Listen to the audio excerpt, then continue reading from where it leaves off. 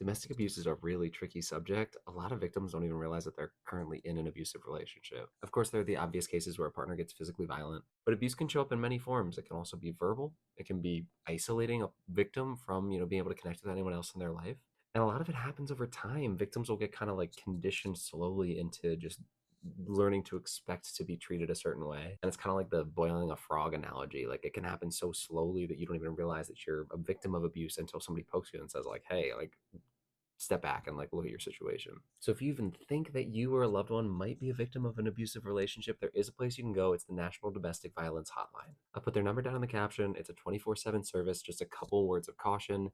A, be really careful in abusive relationships. Partners can get incredibly violent to their victims. They can also be surveilling phones. They're doing all sorts of stuff.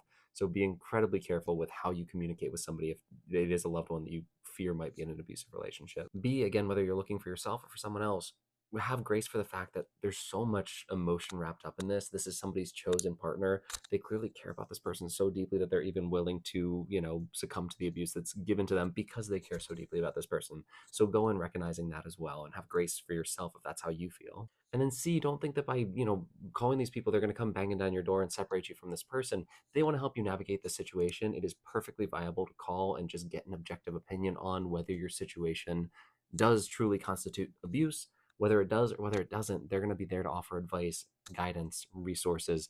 They'll help coach you through the situation.